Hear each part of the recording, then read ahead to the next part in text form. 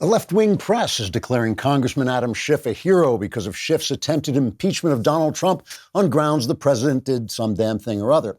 Unlikely liberal hero, the New Yorker calls him. Democratic hero, says the Daily Kos, and the Hill declares Schiff's star rises with impeachment hearings. To test the veracity of these headlines, we at the Daily Wire sent a team of imaginary reporters to left-wing gathering sites like Brooklyn and the men's room near the Greek Theater in Griffith Park to listen to unfounded opinions, vague impressions, and self-indulgent emotional maunderings, sort of like the impeachment hearings themselves. For instance, we interviewed Lester Lipschitz, a left-wing activist currently working on his PhD thesis entitled Internet Porn and How to Keep It from Showing Up on Your Mother's Credit Card Bills. Asked about Adam Schiff, Lipschitz said, quote, "The man is a great American hero like Che Guevara or Alyssa Milano, because while greedy corporations are being racist by creating jobs where black people have to work, just like in slavery days, except for, getting salaries and stuff, Schiff has kept the country focused on the important things, like something somebody said about what the president said to some guy in some other country somewhere," unquote.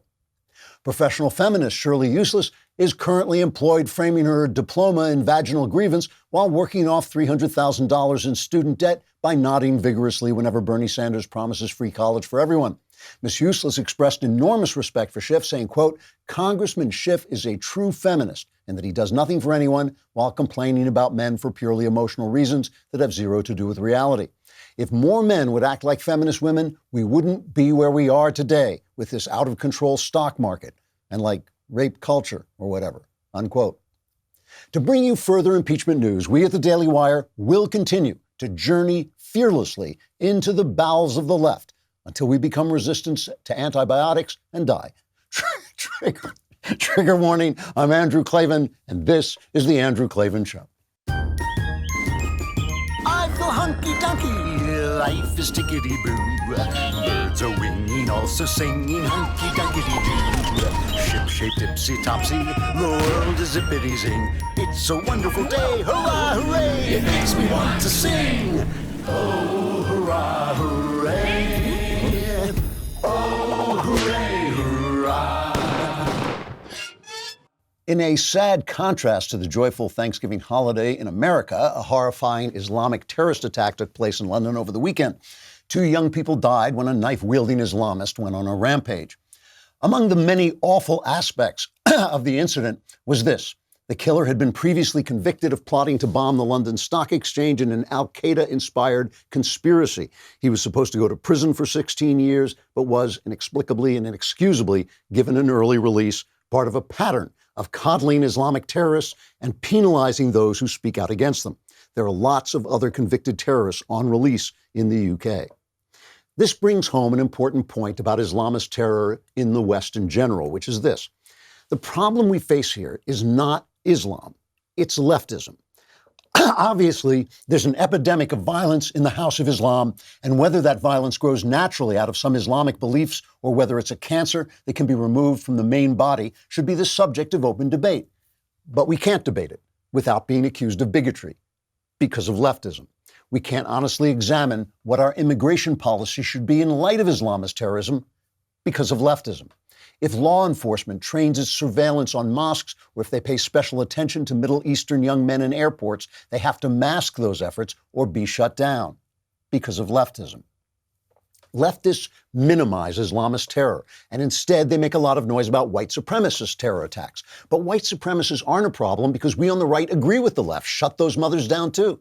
We don't hamper law enforcement in going after them. We don't accuse the left of bigotry when they focus on them. It's only one side that tries to curtail attempts to stop violent activity as long as that violent activity is anti-Western, like Islamism. For the left, violent Islamism is just one more weapon they can use against the West. Their hatred of the West is not a secret. Of what tradition, what freedom, what history, what aspect of the West do they approve? None. And anti-West leftism is mainstream leftism. Alt-right trolls say ugly things on 4chan while mainstream rightists oppose them.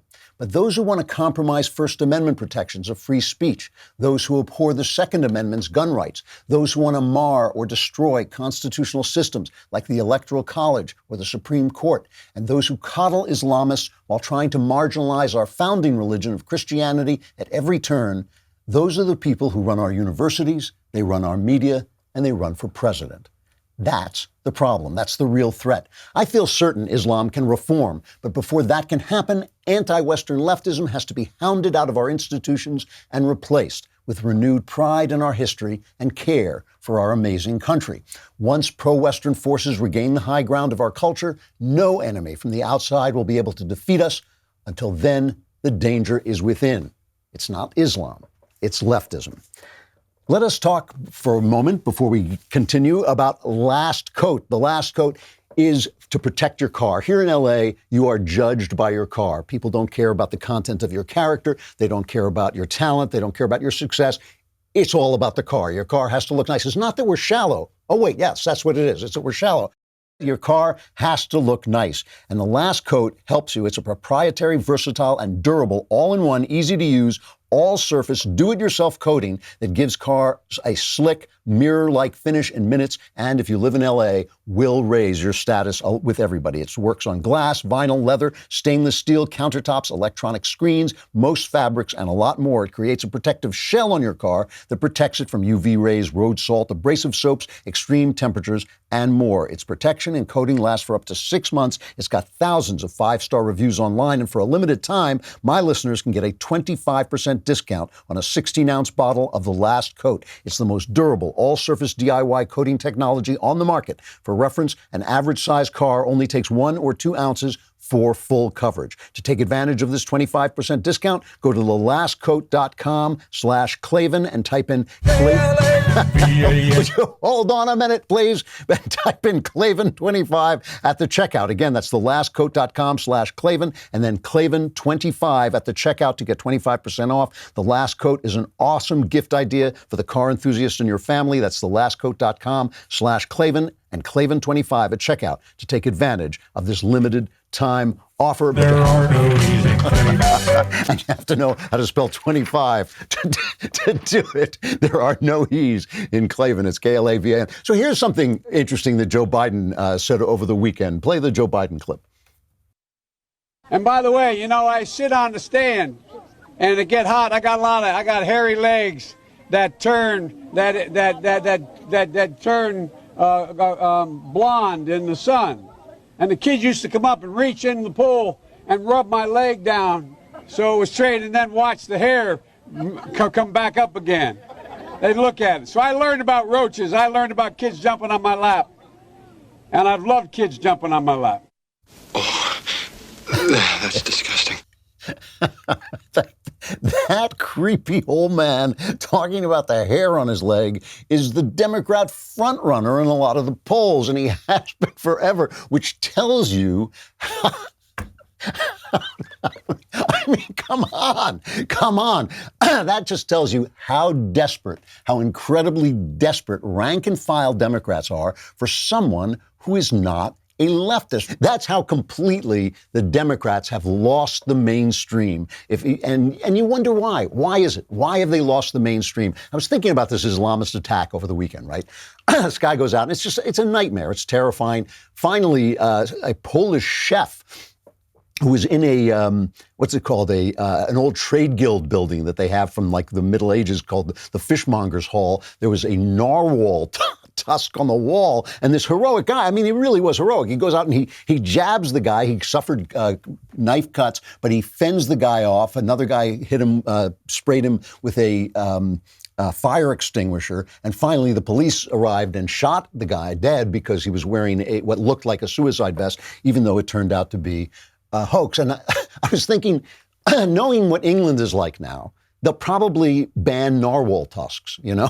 I mean, they already ban knives because of knife violence, and they ban, guns, obviously, because of their fear of gun violence. So now there's narwhal tusks. So, I mean, why does a man need a narwhal tusk? Okay, you want to go hunting with a narwhal tusk, that's one thing, but why would you need it on the streets of London? And the thing is, that's the problem. The problem is that the left has so tangled the minds of Europeans and British that they will arrest you for saying that Islamism or Islam can be a violent religion. There's obviously a problem with violence in Islam. There is a problem with violence in Islam in the same way there's a problem with sex in the Catholic Church. There is a problem with violence everywhere Islam borders on other people. And even when they're among their own, they're killing other Islamists. This is something that has to be examined, but we can't, because the left is using Islamism as one of its weapons against the West because they hate the West. And I mean, think about it. It is really amazing. I had a great Thanksgiving. I had a terrific Thanksgiving. I'm with my family. I love my family. I guess in that room, is there one other person who agrees with anything I think? I don't think so. I think they're all, maybe a couple of things, maybe a couple of secret things that they might drop their voice in a whisper and say, yeah, I kind of agree with you on that. But mostly I'm with people who are on the left and don't agree with me. And we really don't talk about it. I move away when anybody starts to go off on anything that's going to annoy me. And we had a wonderful, wonderful time. It was wonderful to see them. I love them dearly. And I'm thinking about all the stuff that leading up to Thanksgiving, the left is saying to people. You've got to go and convince everybody about impeachment. You've got to. The Nation, I believe it is. Yes, The Nation has a piece by a woman named Ellie Mistel, is the executive editor of Above the Law and a contributing writer for The Nation. And she writes, this Thanksgiving, it's time to take on your conservative relatives. Just listen to the tone of this for a minute. Every holiday season, there is a flood of articles, features, and puff pieces telling you how to have a safe holiday dinner with your family. You know, one that avoids hot-button political disagreements like, so are we going to impeach the criminal president or nah? This year, CNN made an entire flowchart to help people navigate politics over Thanksgiving. How weak, how pathetic.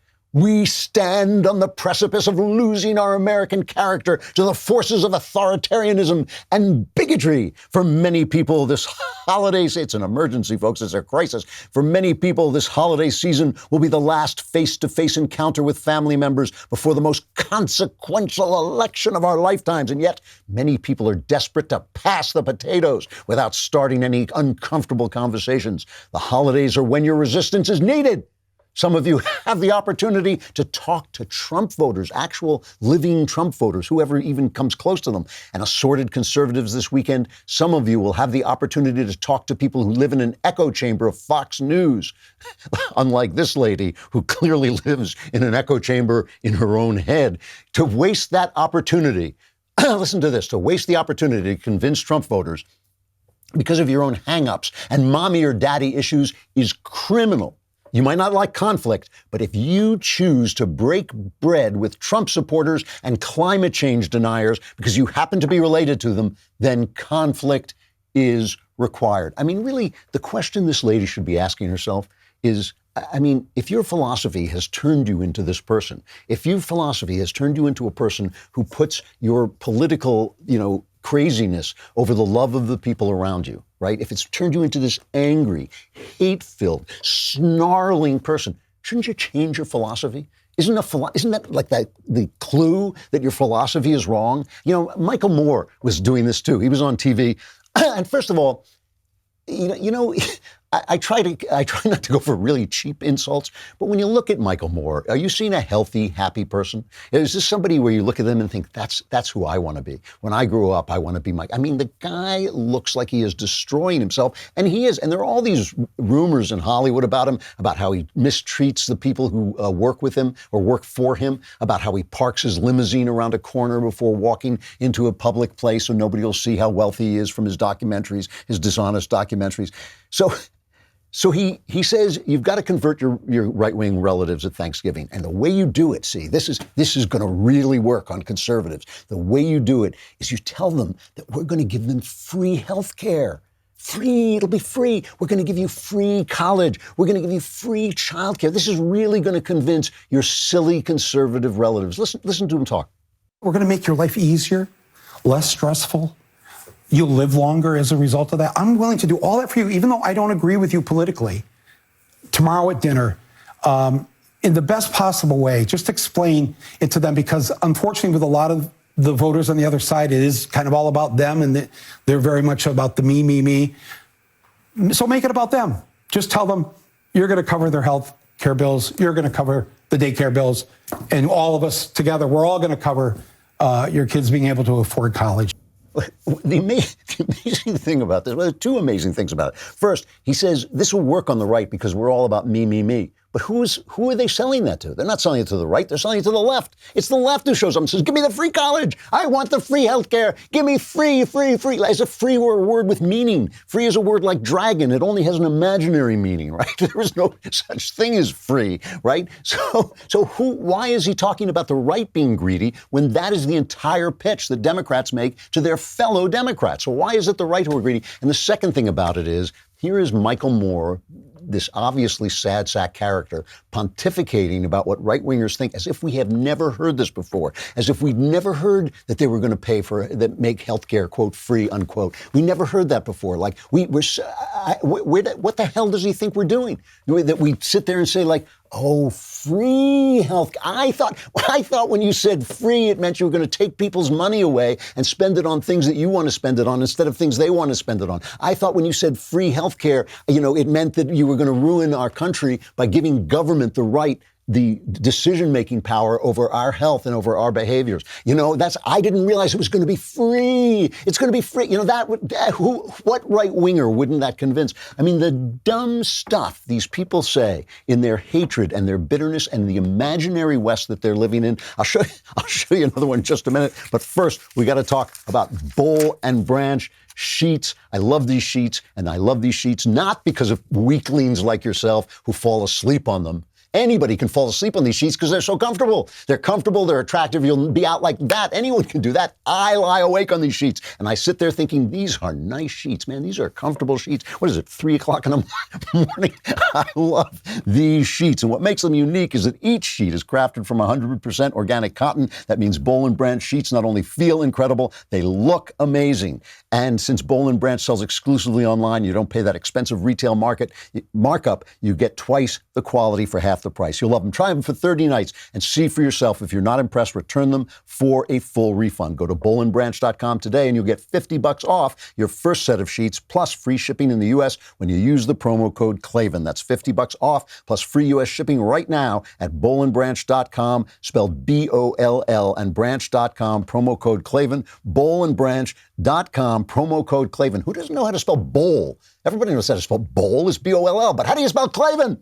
There are no E's in Klavan. There are no E's in Klavan. It's K-L-A-V-A-N. Michael Bloomberg. I just got to play this one clip. Here's the guy who's running for president, and they unearthed this old clip of him saying why we should tax the poor. Taxes are regressive, but in this case, yes, they are. That's the good thing about them, because the problem is in people that don't have a lot of money. And so higher taxes should have a bigger impact on their behavior and how they deal with themselves. So I listen to people saying, oh, we don't want to tax the poor. Well, we want the poor to live longer so that they can get an education and enjoy life. And that's why you do want to do exactly what a lot of people say you don't want to do. The question is, do you want to pander to those people, or do you want to get them to live longer? And there's just no question. If you raise taxes on full sugary drinks, for example, they will drink less. And there's just no question that full sugar drinks are one of the major contributors to obesity, and obesity is one of the major contributors to heart disease and cancer and a variety of other things. It's a bold strategy, Cotton. Let's see if it pays off for him. Look, he's going to tax the poor so the poor can't afford those sugary drinks that'll kill him. He's taking care of people. You know, what's so wonderful about this is the reason the left hates the West. This is the reason the left hates the West. It's all those ordinary people who are not elites, who maybe don't even live in New York and L.A., who are making decisions for themselves. That's what they hate. Those are the people they think are racist. Those are the people they think are greedy. Those are the people they think are hateful and regressive and stupid. And he wants to make sure with taxes that they won't get out of line by making decisions for themselves. And what's amazing about this is he understands that if you tax soda, if you raise the tax on soda, less people will buy less soda, Why doesn't he understand that if you raise the tax on investment, people will invest less? If you raise the tax on wealth, people will create less wealth. If you tax business, people will do less business. It's stupid stuff they say because they're living, this whole thing is they're living in this world where it is, the West is bad. If they started from an attitude of thanksgiving and what they call an attitude of gratitude, they would have a totally different approach, right? It wouldn't be, how do I destroy this thing? How do I control these people? It would be, how do I free them? How do I let them free, set them free to do the things that people do, to build things, to create families, to love each other, to make a country like the country that we're living in, this amazing country that they're living in. There's all this stuff. You know, the New York Times, unbelievable. The New York Times waged war on Thanksgiving, and Paul Krugman on Let's go to Knucklehead Row. Can we go to Knucklehead Row? Oh, hey, hey, oh, hey, ho. Let's go waltzing down to Knucklehead Row. So Paul Krugman, who is the chief knucklehead on Knucklehead Row, I don't think anything Paul Krugman has ever said has been true. He writes, the imaginary war on Christmas wasn't enough. Donald Trump and Fox News are now accusing progressives of waging a war on Thanksgiving, too, based on, well, nothing. This is in the same paper that then runs an article called The Vicious Reality Behind the Thanksgiving Myth. And of course, at the heart of this vicious reality of the Thanksgiving myth is the idea that we stole the land from the Indians. We stole the civilization from the Indians. He says the Pilgrims did not enter an empty wilderness ripe for the taking. Human civilization in the Americas was every bit as ancient and rich as in Europe. And this is, I mean, Colin Kaepernick, the guy who hates America so much that he started a trend to disrespect the flag. Colin Kaepernick attended Unthanksgiving Day, accusing the United States of having stolen billions of acres of land from indigenous people. Now, you know, the thing about this is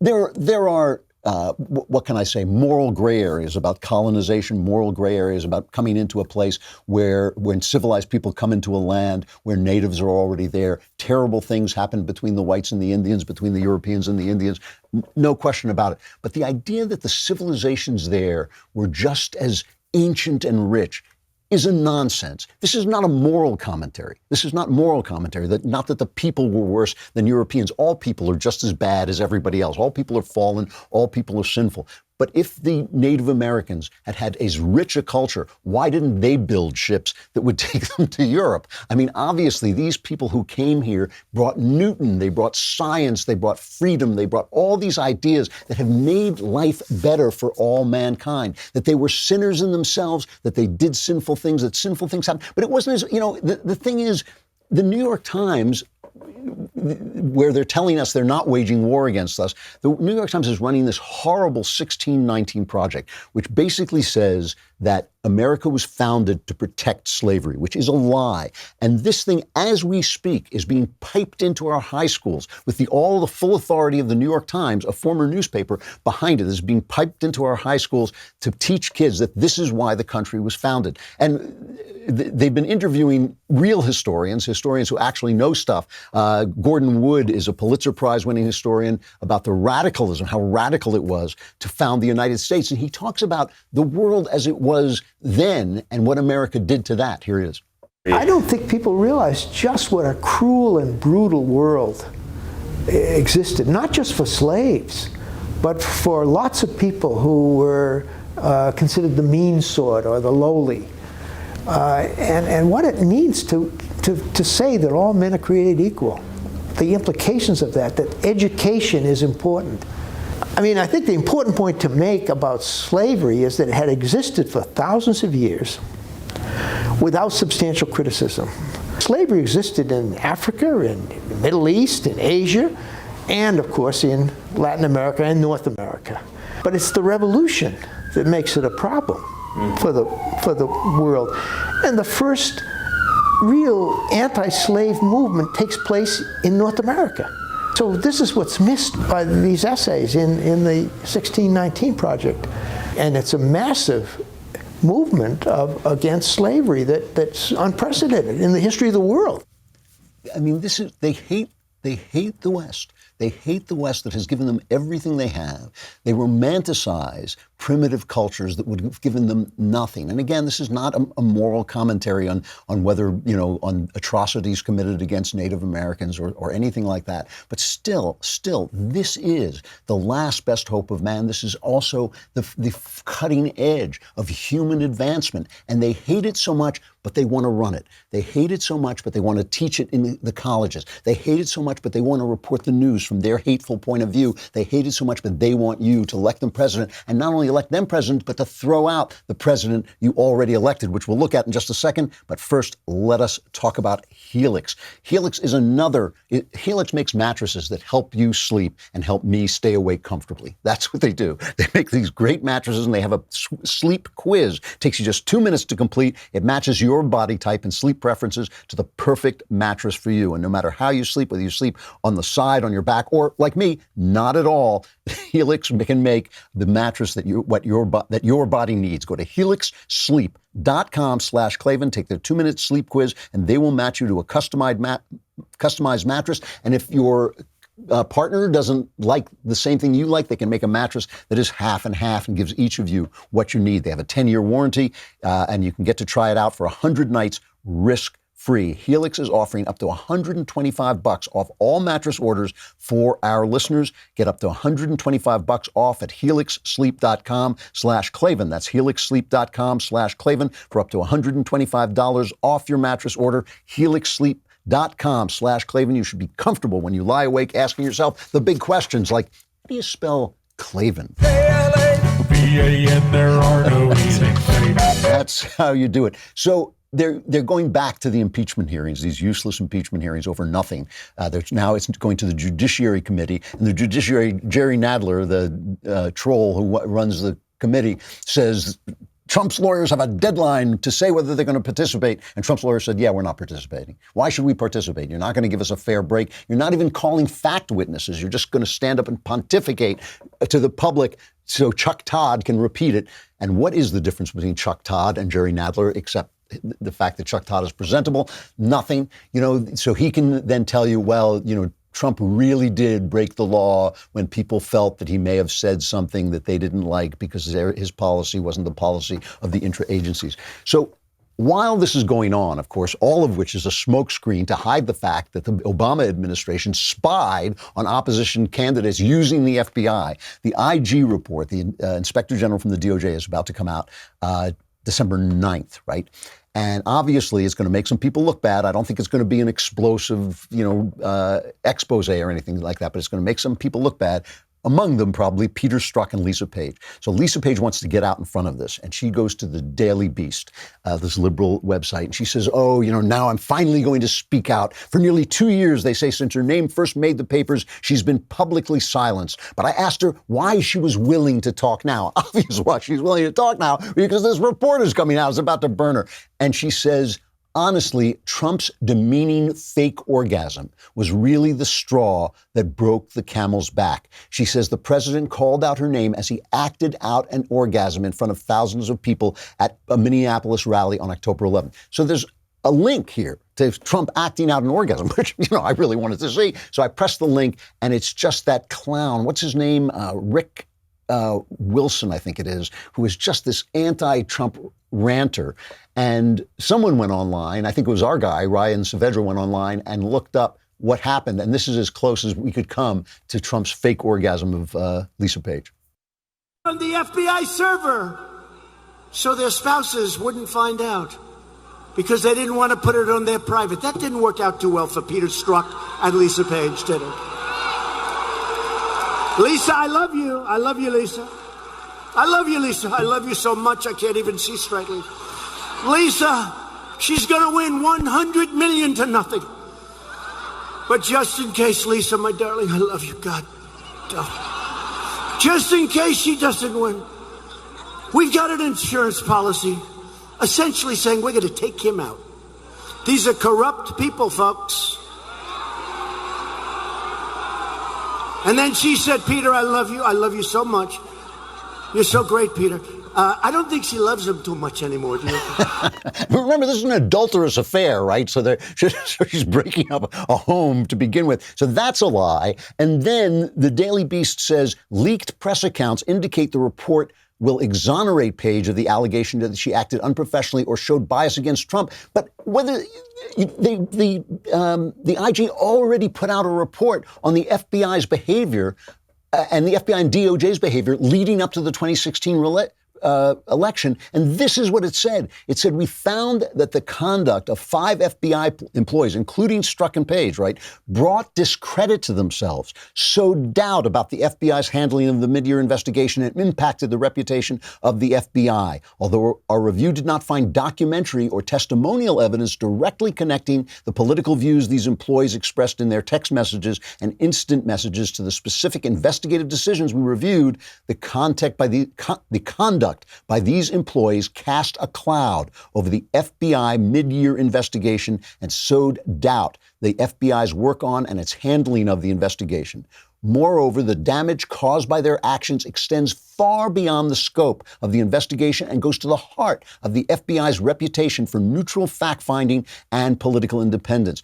They talk specifically about Strzok's text to Page. They say it's not only indicative of a biased state of mind, but even more seriously implies a willingness to take official action to impact the presidential candidate's electoral prospects. That's clearing her. That's exonerating her. No matter what's in the December 9th report, they've already damned her, and she should be damned. And the idea that they just go on and lie like this. See, this is the whole thing. They want to hate us. Then they want to tell us they don't hate us. We're being silly. There's no war on Christmas. There's no war on Thanksgiving. There's no war in the West. We're not coddling Islamists. They want to tell us all that stuff. It's all us. It's just the problem with the right. Okay, it's just a problem with the right. All right, we got to take a break from Facebook and YouTube. But you know what? We had this huge Black Friday offer. Is that what it's called? Black Friday offer. And a lot of people wanted to sign up, and it was insane. I mean, if you didn't see it, we put together this Black Friday promotion where all of our plans, subscription plans over at dailywire.com were 50% off. And people were crazy for it. They wanted it. They wanted those discounts. Then Saturday came along, and our customer support team was very busy, and a lot of people missed the deal on Friday and wanted us to honor it. And lots of current subscribers were confused about whether or not our deal would work if they wanted to upgrade their subscription. So we are bringing it back. It's one more day. It's Cyber Monday today, right? So this is our Cyber Monday deal. One more day of our magnificent promotion. If you become a subscriber to dailywire.com today, you'll get 50% off when you use the promo code DW50. That's DW50 for 50% off. And as an insider, you'll get access to our live shows, 2 extra hours of Ben every day, alongside many other things. When you're an Insider Plus, you get all of that and the glorious Leftist Tears tumbler, which is carved by beavers and then rolled on the thighs of virgin Los Angelinos.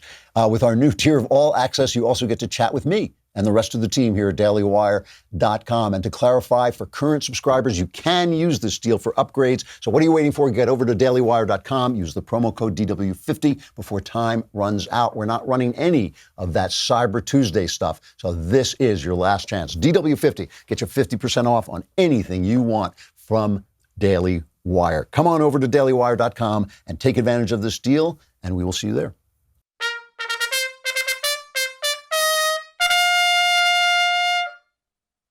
So, climate change. I want to talk about climate change because in Madrid, they're having this huge meeting. 50 world leaders are gathering, flying over, using up gas and whatever to fly over there to discuss climate change. And all around the world, there are these protests and strikes and all this stuff. And this is part of the hatred of the West. It's not hatred of the West, it's climate change. And anybody who denies it is in denial.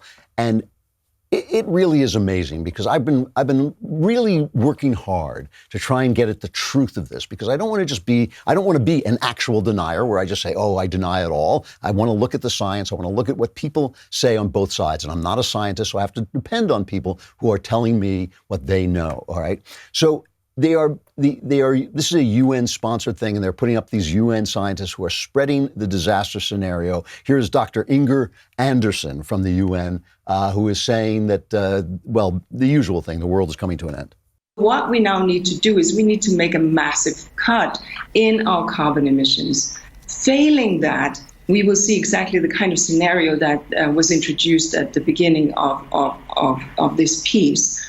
Increased fires, increased heat waves, increased flooding, increased intensity of storms.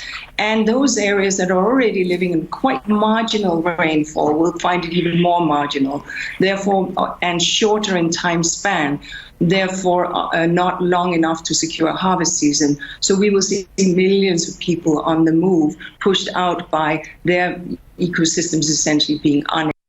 Are you stupid or something? So John Stossel has a terrific video. It's called Are We Doomed? Which I really recommend it to you highly, where he invites climate change people to come on and debate anti-climate change people. And of course, they don't show up. They never debate. They never Chuck Todd, spokesman for the left, Chuck Todd has banned them from NBC. They can't go, anybody who doesn't believe that climate change is a disaster. But the fact is, the people who do show up, including a climatologist named Pat Michaels, shows up and just says the whole logic of this thing is ridiculous. Here's Pat Michaels. It's warmed up around 1 degree Celsius since 1900, and life expectancy doubled the industrialized democracies, and yet that temperature ticks up another 0.5 degree, and the entire system crashes. That's the most absurd belief. That all of this, that the temperatures have been rising for quite some time, and here we all are, and it's not going to, one little more tick up is not going to destroy us. And, all these things, hurricanes, for instance, they have not gotten stronger. Hurricanes have not gotten stronger than they were before. They can measure that. That's something they can actually measure, and it's just not true that storms are getting worse. And the real hoax beyond everything else is that the government can do something about it. That if we eliminate carbon, if we eliminate emissions, which would plunge us back into the dark ages. And this is where the self-hatred comes in. This is where the hatred of the West comes in. We hate you, we despise you, we want to destroy you, elect us. This is their logic, right? If they did all that, the effect on climate would be minuscule. It would make absolutely no difference to anything that they're saying. Forbes magazine ran a spectacularly good piece by a climate activist. This is a guy named Michael Schellenberger. He's a writer about climate things, and he's been working on this, he says, most of his adult professional life. This is one of the things that obsesses him. And he just says all this disaster stuff is actually alienating people because they don't believe it and they shouldn't believe it. He says economic development has made us less vulnerable. All the things that the left hates has made us less vulnerable to climate change, which is why I'm reading now there was a 99.7% decline in the death toll from natural disasters since its peak in 1931. 1931, 3.7 million people died from natural disasters. In 2018, just 11,000 people did. That's an amazing decline, and that occurred over a period when the global population quadrupled. So the percentage of people dying of natural disasters has absolutely plummeted almost to nothing. So that's what's really happening. That is what's really been happening, okay? Sea level rise. The IPCC, this climate group, right, estimates sea level could rise 2 feet by 2100. 2 feet by 2100. He says, does that sound apocalyptic or even unmanageable? Consider that 1/3 of the Netherlands is currently below sea level, and some areas are 7 meters below sea level. You might object that Netherlands is rich while Bangladesh is poor, but the Netherlands adapted to living below sea level 400 years ago, and technology has improved a little bit since then. He says, what about claims of crop failure, famine, and mass death? That's science fiction, not science. Humans today produce enough food for 10 billion people, or 25% more than we need, and scientific bodies predict increases in that share, not declines. All of this helps explain, and I've talked about this before, why IPCC anticipates climate change will have a modest impact on economic growth. By 2100, IPCC projects the global economy will be 300 to 500% larger than it is today. And they predict that warming of 2.5 degrees Celsius and 4 degrees Celsius would reduce gross domestic product by 2% and 5% over that same period, right? So in other words, it's growing massively, 300, 500%. It's getting bigger, 300 to 500%, and it might decrease because of climate change, 2% and 5%. He says, does this mean we shouldn't worry about climate change? Not at all. One of the reasons I work on climate change is because I worry about the impact it could have on endangered species. And he goes on to talk about koala bears. Now, nobody loves koala bears more than me, except maybe other koala bears. But, you know, come on. I mean, I'm not plunging the world into the dark ages. And, you know, this child, Greta Thunberg, this poor child who I just feel is being abused by these people, is being used as a tool. And you know, a lot of kids are experiencing serious anxiety about these things because adults will not shut up and will not stop with the apocalyptic lies. And they are lies. It's not the deniers who are the liars. It is the alarmists who are the liars. They are lying about the catastrophic difference. And again, we all care about the environment. We all should care. So Greta Thunberg and some others write an op-ed about the actions they plan to take today, why we strike again. And she says school children, young people and adults all over the world will stand together demanding that our leaders take action, not because we want them to, but because the science demands it. This is what the science demands, right? That action must be powerful and wide-ranging. After all, the climate crisis is not just about the environment. It is a crisis of human rights, of justice and political will. Colonial, racist, and patriarchal systems of oppression have created and fueled it. We need to dismantle them all. Our political leaders can no longer shirk their responsibilities. That's what the science is telling 16-year-old Greta Thunberg. Go to your room, Greta. Really, go to your room and don't come out until you're ready to talk sense. I mean, that's what the science is saying, that colonial, racist, and patriarchal systems of oppression have caused this catastrophic climate change that isn't happening. This is the thing. It's this imaginary world where the West is the problem. It's this imaginary world where the West is the problem, and everything that comes out of their mouth, whether it's about tax rates, whether it's about your uncle at Thanksgiving, your right-wing uncle at Thanksgiving, whether it's about the climate, it is all being spurred by this hate. It's a fantasy of disaster created out of a fantasy of oppression, and when we point it out, we're the deniers. There's no war on Christmas. There's no war on progress. There's no war in the West. There's just evil right-wingers who don't like Islam. It is really an amazing phenomenon we're witnessing, and it has to be gotten rid of. It has to be thrown out. It has to be thrown out of Hollywood. It has to be thrown out of the academies, and it certainly has to be thrown out of the Democratic Party for the West to thrive. How can the West thrive when the people who run it hate it? How can that happen? It can't. All right, a final reflection. I went and saw Knives Out over the weekend, a very, very entertaining movie, what they call a manor house mystery, very old-fashioned kind of story, kind of Agatha Christie, if you've ever seen Then There Were None or 10 Little Indians, whichever it's called. That's a typical mansion house mystery. And this one is very entertaining, but I want to be very careful not to give anything away. But it's about this family. Well, let's take a look at the clip. It's about a family, the descendants of a very successful mystery writer who has become a billionaire. Harlan started out with a Rusty Smith Corona and built himself into one of the best-selling mystery writers of all time. 30 languages, over 80 million copies sold. You guys fans? I mean, I don't do much fiction reading myself. Big fan. I'm a big fan. Who is that guy? Mr. Blanc is a private investigator of great renown. I read a tweet about a New Yorker article about you. You're famous. The night of his demise, the family had gathered to celebrate your father's 85th birthday. And your son, Ransom, did he attend as well? Yes, but he left early. I think Linda was upset. Walt would get a little Irish courage in him. He'd get into it with Harlan. What? Richard said what? Are you baiting me, detective? Attempting to be thorough so we can figure out the manner of death. You mean if someone killed him? You think one of us, one of his family, killed him? Mr. Blanc, I just buried my father who committed suicide. Why are you here? I suspect foul play.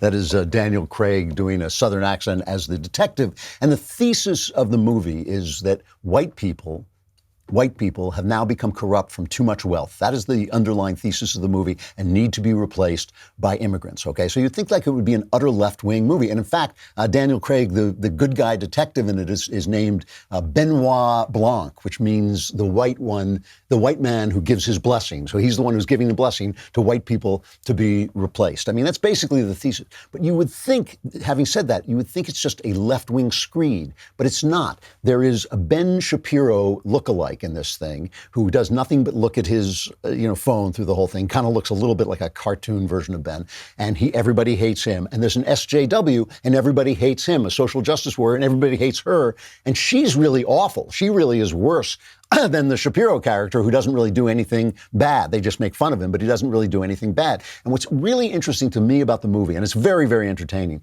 is the arguments that take place. Some of them in the background, some of them not complete. You don't really know what they're talking about, but you know they're talking about Donald Trump and immigration and all this stuff.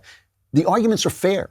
The arguments give the right-wingers just as much of a chance to say what they have to say as the left-wingers, and they sound like real arguments between people. And so if you don't have a side, if you don't take a side, you would listen and think, well, they're both making good points. But the overall point he's making is we're so corrupt that it doesn't really matter what we believe anymore. The left is corrupt, the right is corrupt, everybody stinks, and we need to all be thrown out. Now, why they think this about people who came to this country, who were also immigrants to this country, why they think that white people are somehow the problem.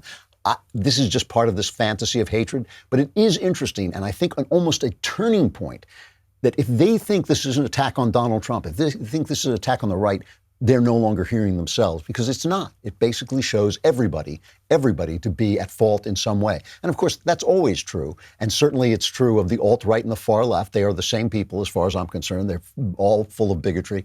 But conservatism, freedom, Americanism is still the right way to go, still worth pursuing, still worth defending, and still worth spreading to the rest of the world. We'll talk about it more tomorrow. I'm Andrew Klavan. This is The Andrew Klavan Show.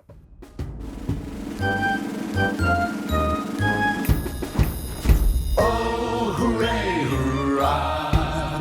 The Andrew Klavan Show is produced by Austin Stevens and directed by Mike Joyner. Executive producer, Jeremy Boring. Senior producer, Jonathan Hay. And our supervising producers are Mathis Glover and Robert Sterling. Assistant director, Pavel Wydowski. Edited by Adam Sayevitz. Audio is mixed by Mike Cormina. Hair and makeup is by Jesua Alvera. Animations are by Cynthia Angulo. And our production assistant is Nick Sheehan. The Andrew Klavan Show is a Daily Wire production.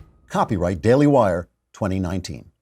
If you prefer facts over feelings, aren't offended by the brutal truth, but you can still laugh at the insanity filling our national news cycle, well, tune in to The Ben Shapiro Show, where you'll get a whole lot of that and much more. See you there.